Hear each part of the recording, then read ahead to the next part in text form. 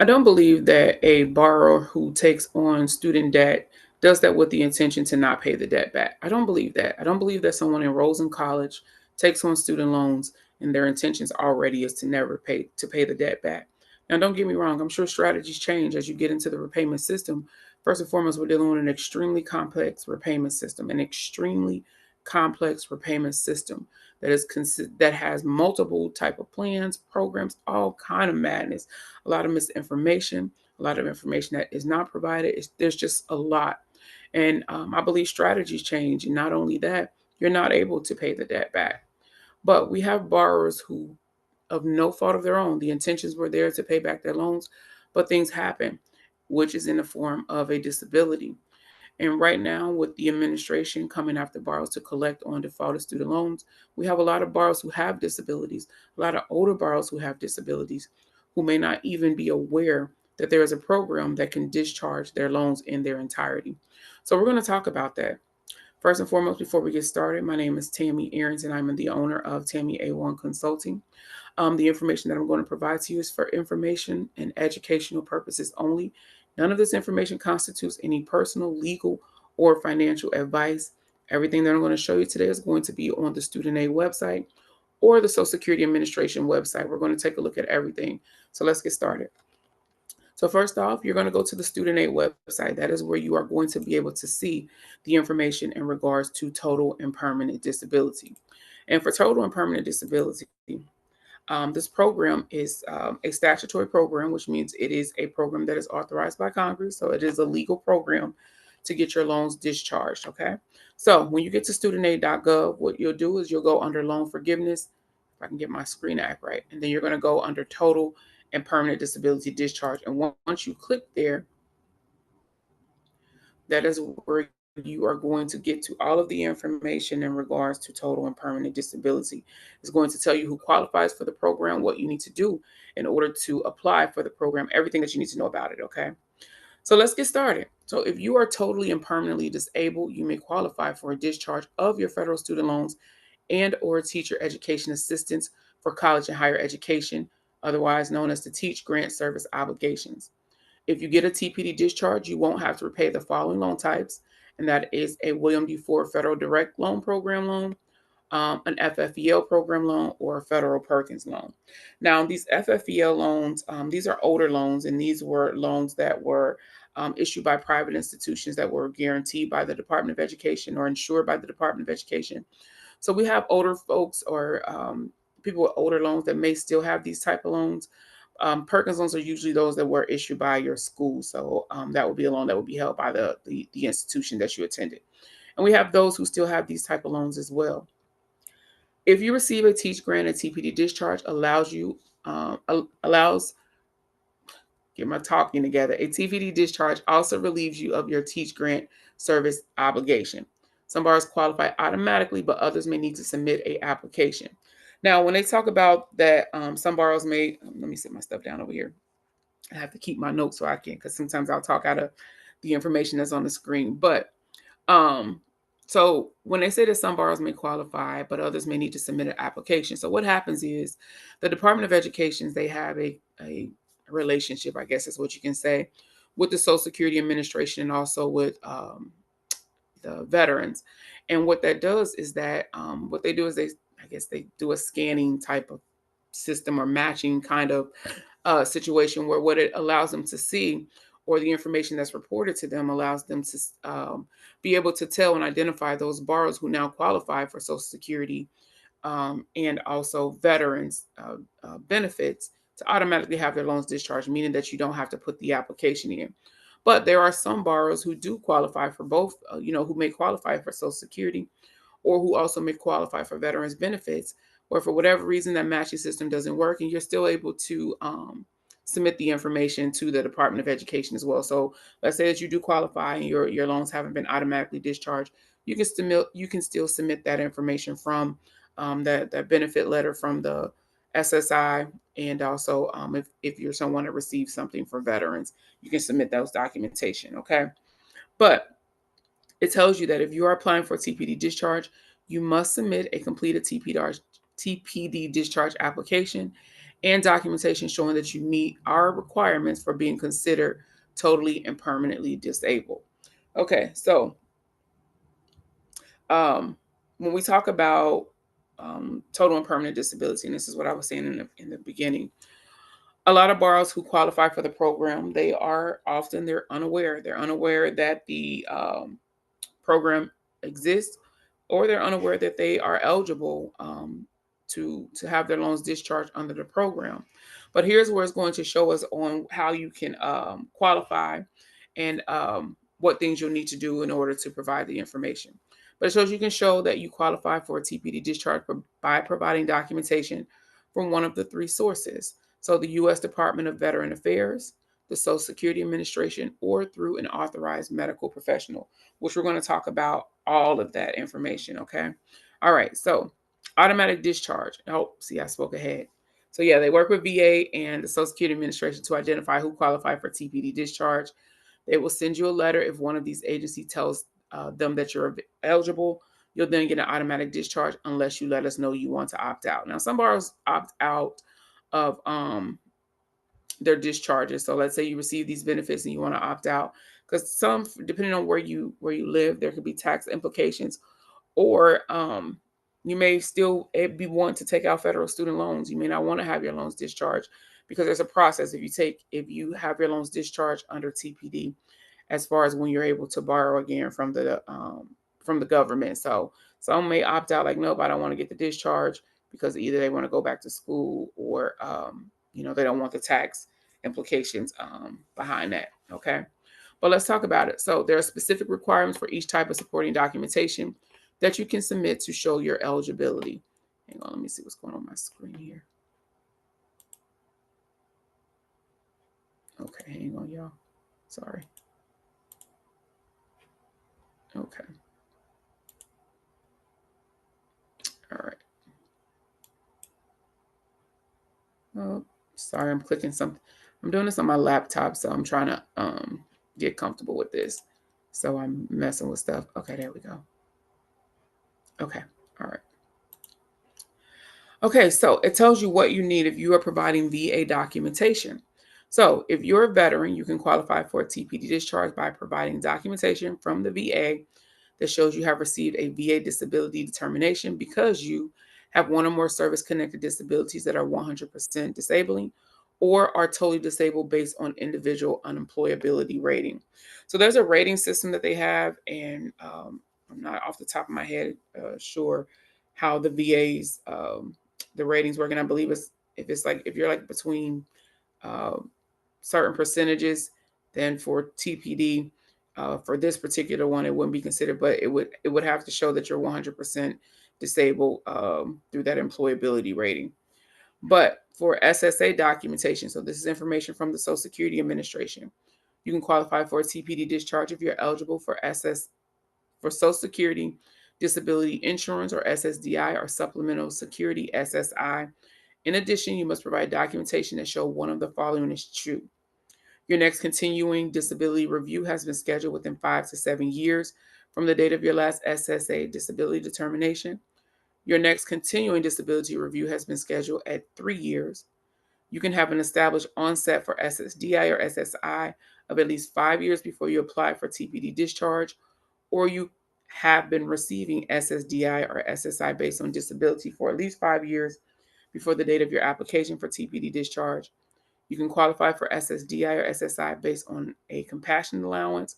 You are currently receiving SSA retirement benefits, and immediately before you qualify for retirement benefits, met one of the requirements described in A through D above. Okay, we're going to go over that. But it says to prove the above, provide a copy of either your SSA notice of award or your benefits planning query. Okay, and then medical onset date refers to the official date your disability began. The SSA determines this date based on the documentation in your case file. So let's talk about that right quick, okay? So we're gonna go back up because that I feel like that was just a lot of information that was on here. So let's go here. For your next continuing disability review has been scheduled within 5 to 7 years from the date of your last SSA disability determination.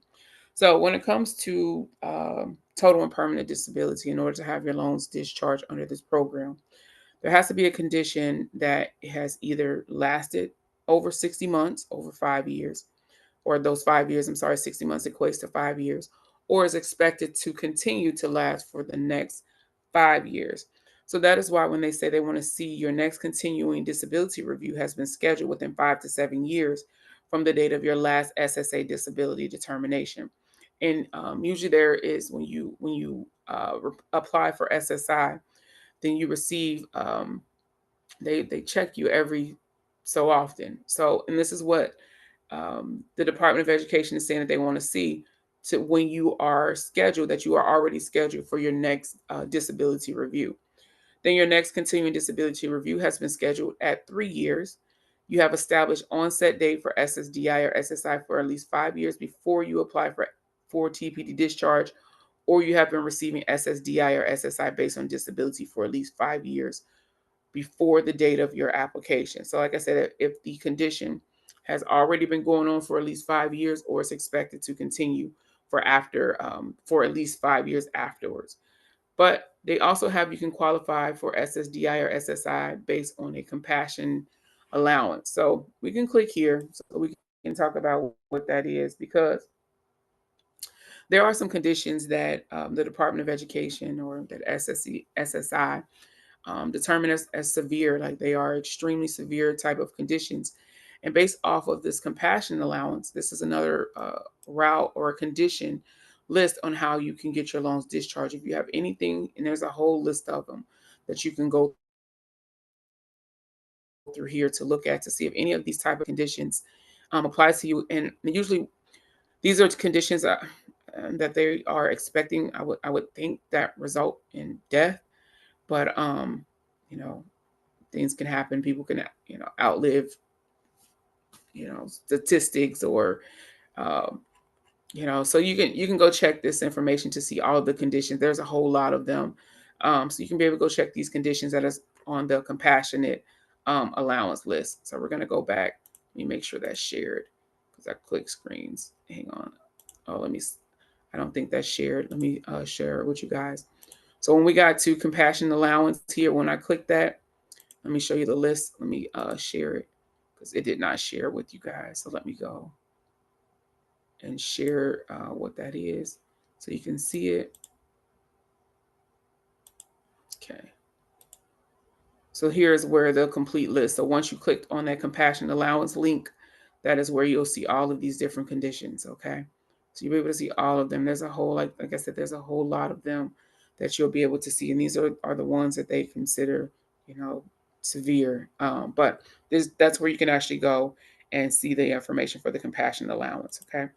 Let's go back to the student aid website. Okay, let me make sure my screen is sharing properly. Okay, let me fix this. I should have did this from my desktop, because I'm still learning my laptop. I just got it, so I'm still learning how to click around and do all of this recording. Okay. All right. So, okay, let's make sure I'm in the right screen. Okay. I think we got it right. Let's make sure.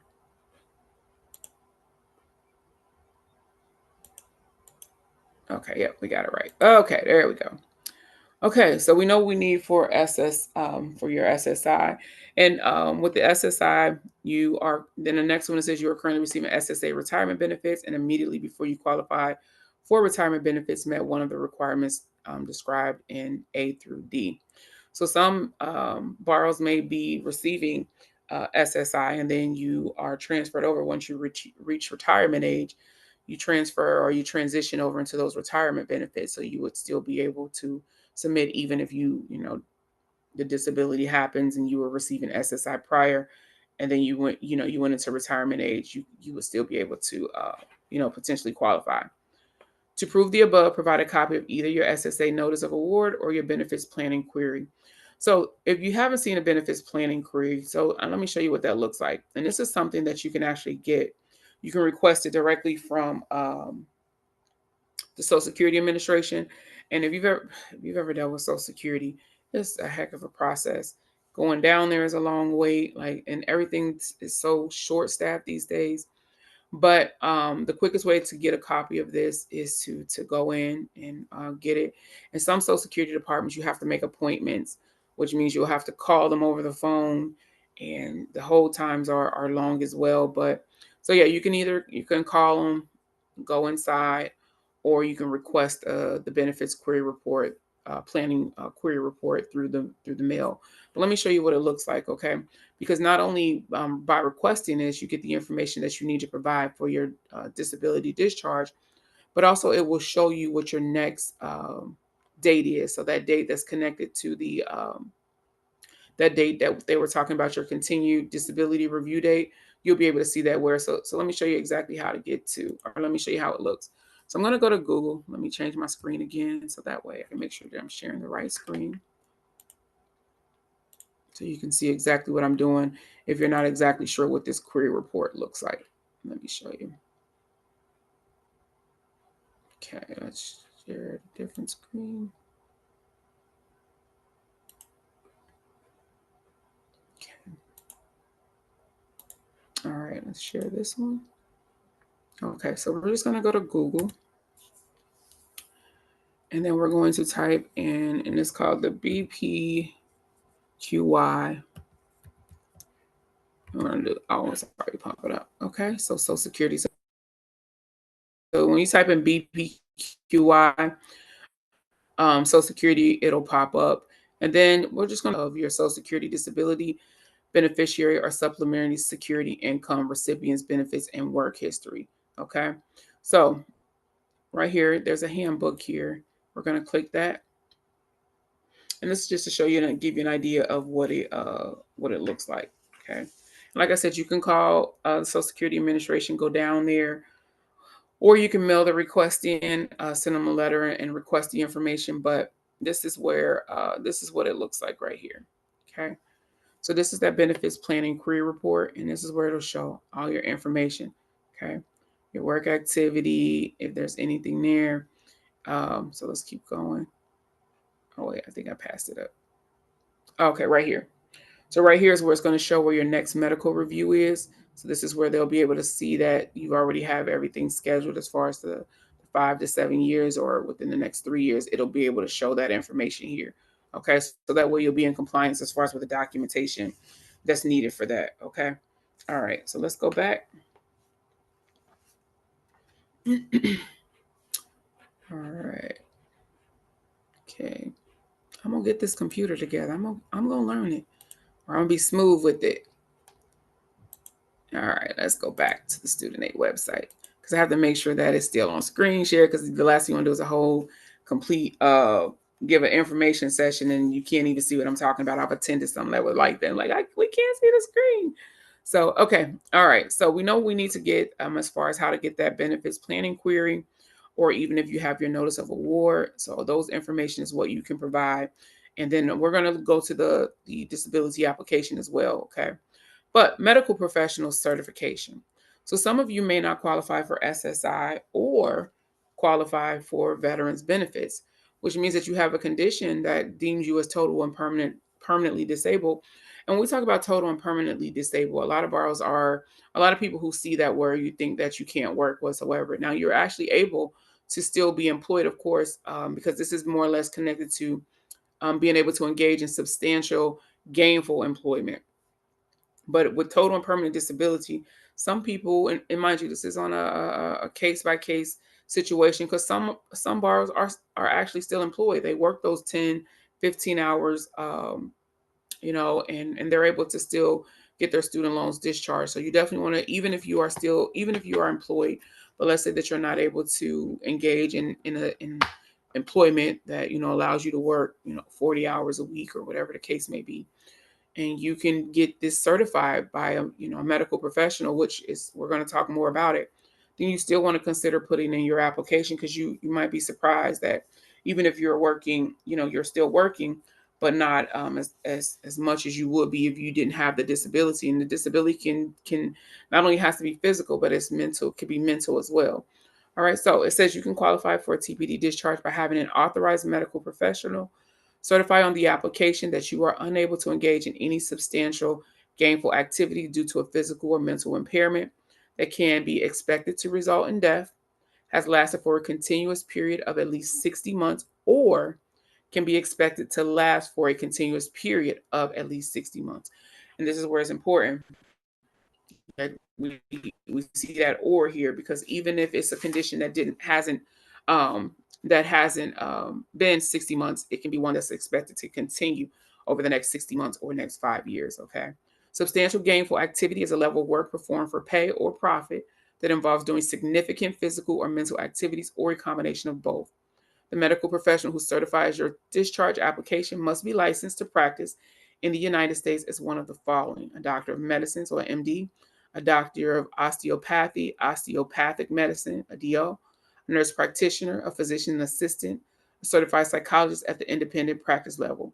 Now, mind you, one thing that it did not say is that it had to be your primary care doctor. So this could be someone who, who knows your history and, and is able to certify the information. So it doesn't have to be a doctor that you've seen, for years and years and years, but it's just someone that's familiar with the information. Okay. Tells you how to apply. If you haven't received an automatic discharge letter, you can submit a TPD discharge application digitally or manually using a paper form. They talk about digital applications and signatures. And this is how we go into the actual application to apply. And mind you guys, when you see the application, it's not a long application whatsoever. Okay, at all. Like it doesn't even, it's not even a lot of, where it asks for a lot of information, but once you do, this gives you all the ways that you're able to sign the application, how you're able to upload your documentation to support the application, all of that there. So we're going to go to the actual application, okay? And then it says once you print your application, if you decide to do it that way, what you can do is you can either mail it or fax it to the Department of Education. If you upload the information by once you're logged into your student aid account, and you log into the application, you'll be able to view the information here under your My Activity, okay? But let's go to the blank application, okay? All right, so that way we can just look at the application. All right, let me make sure that it's sharing the proper screen so that you guys are seeing the application. All right, let's make sure that it's sharing properly.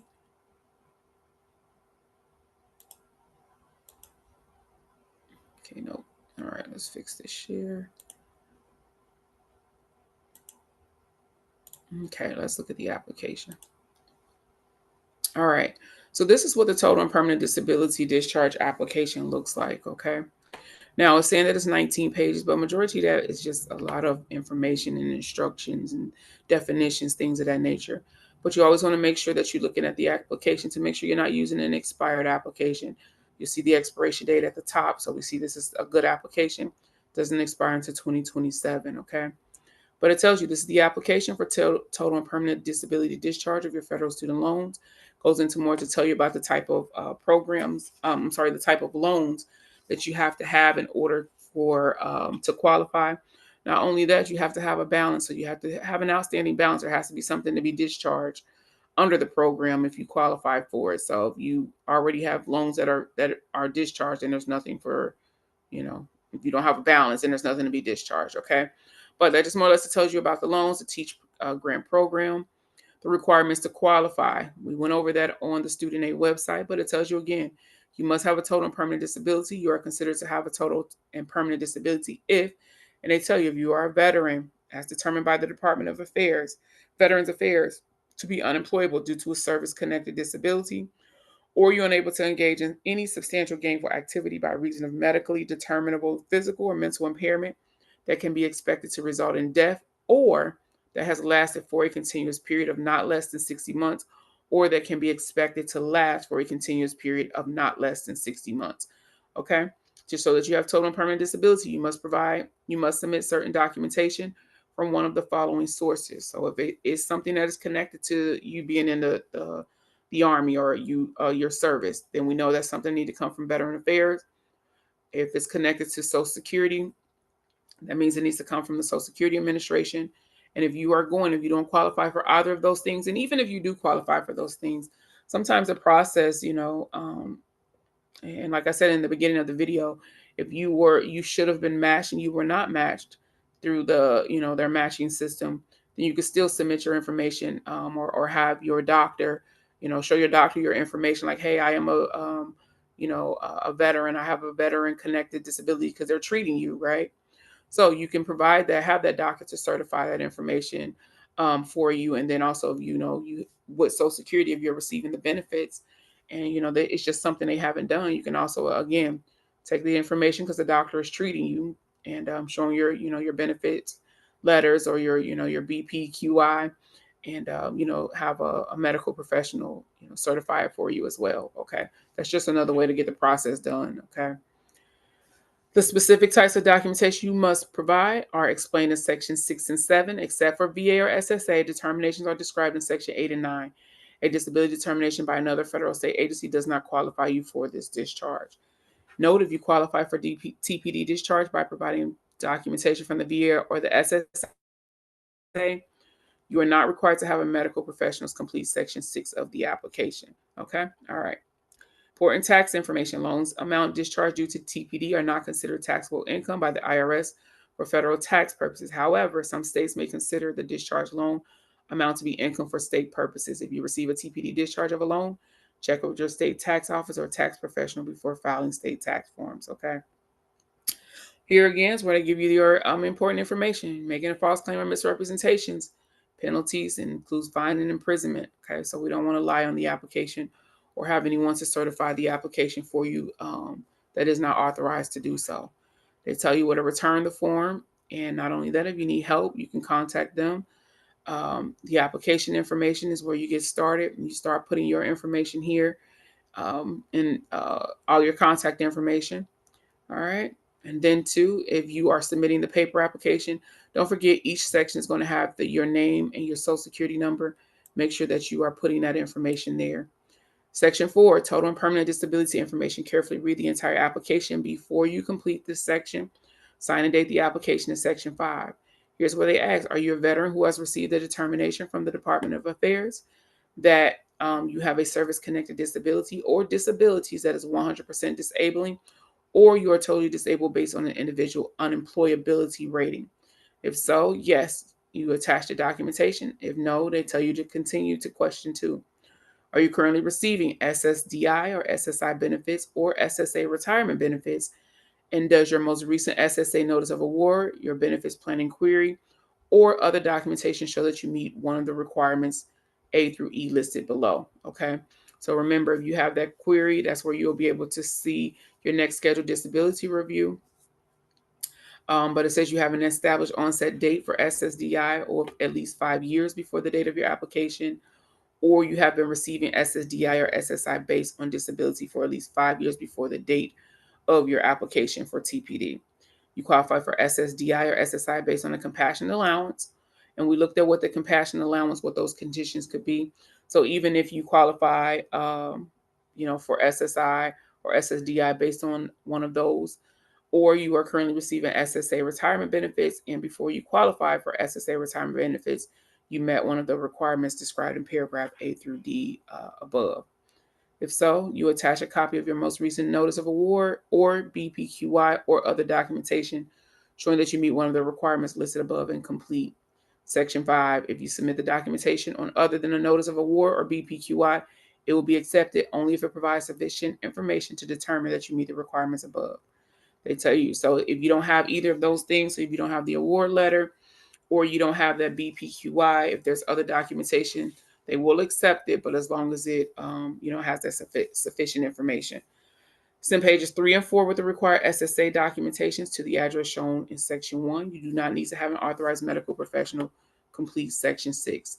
And the reason why is because you qualify for the SSI or the SSDI, and you have those notices to show that. Okay. All right.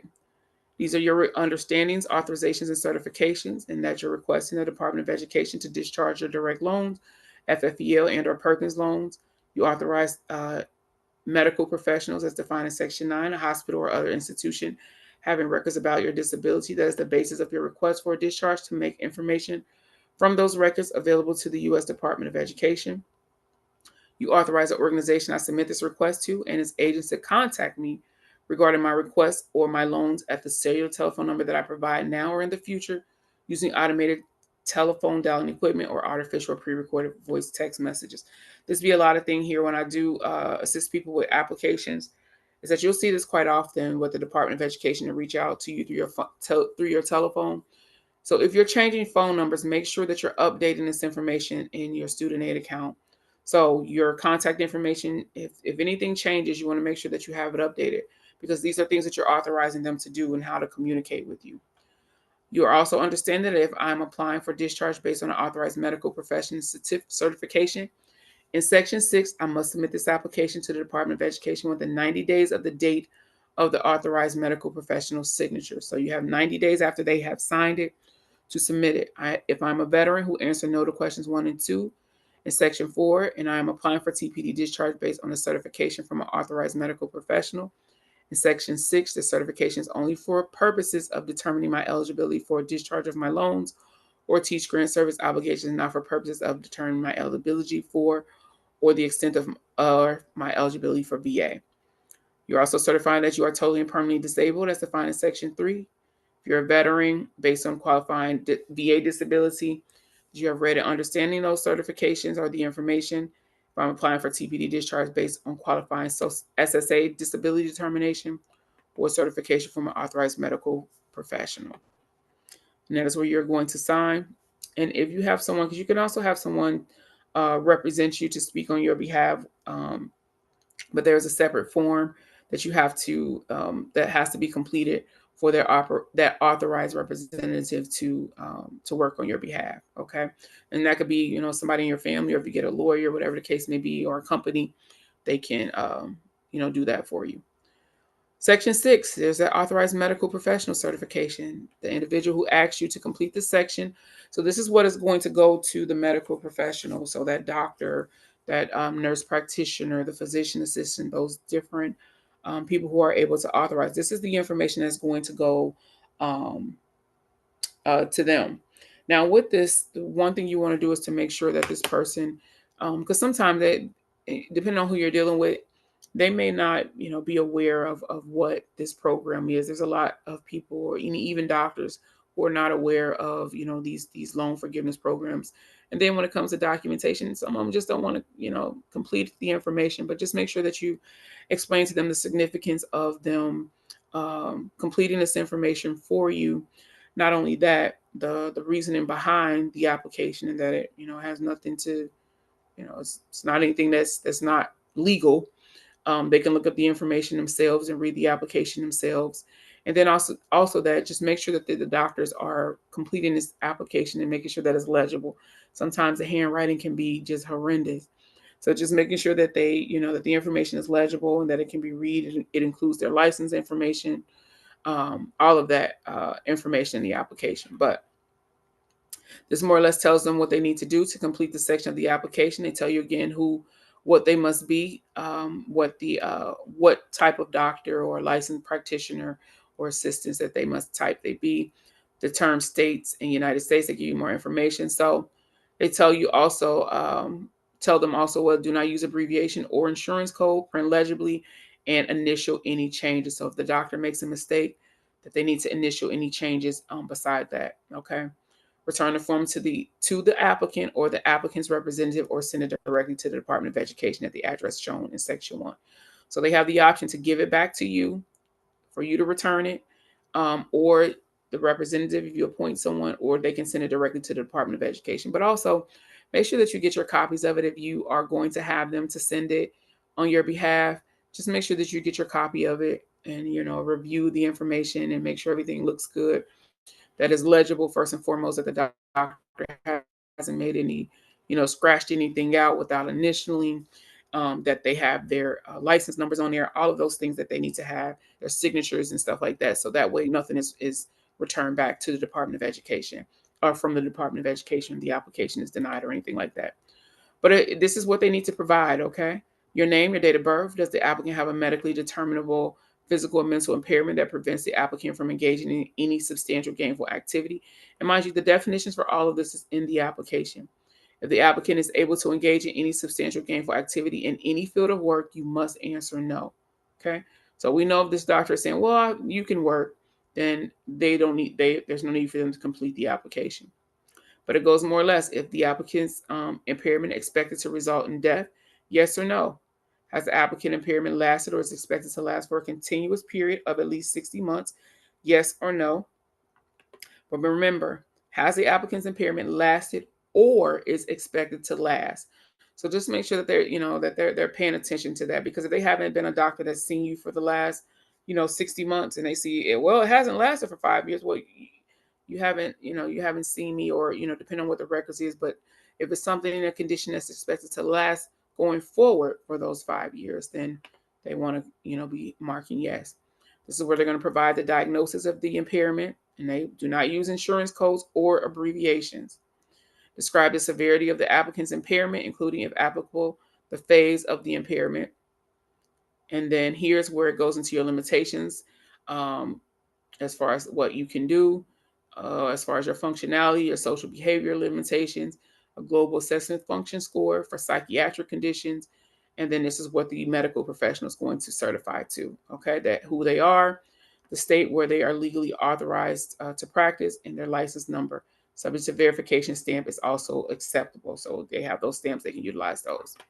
You are licensed to practice in American, Samoa, Puerto Rico, all of that information. They know that the stamp is not acceptable, and so forth and so forth. Okay. All right. But that is basically, it. And this is um, the information as far as with servicer. Does the U.S. Department of Education use a TPD discharge service? And I believe that's NELNET. That is the servicer for total and permanent disability.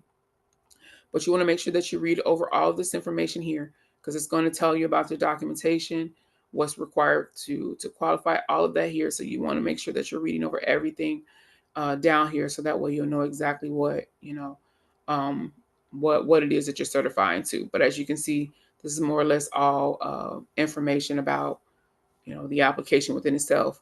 Now, let's say that you get your student loans discharged. There is a 3-year post monitoring discharge.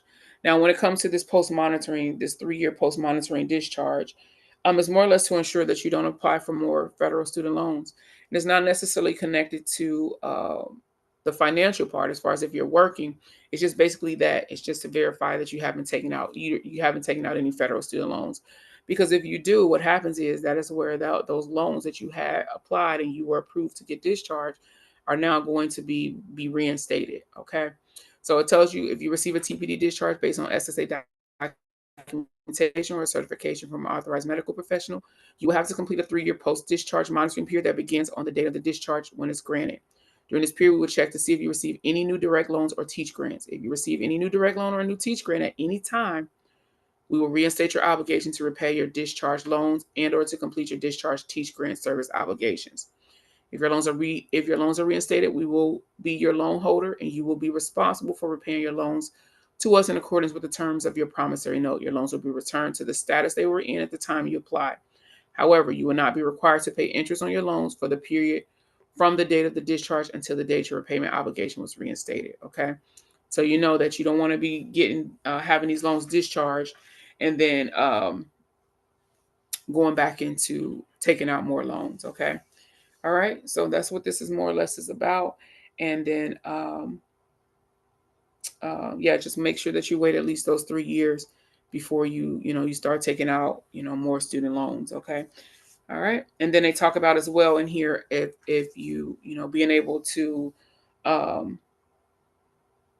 once you have the discharge, and let's say you need to utilize disability again, you wouldn't be able to come back in and say, hey, you took out more loans, and you're like, hey, I want to reuse the same disability and get these second set of loans discharged. No.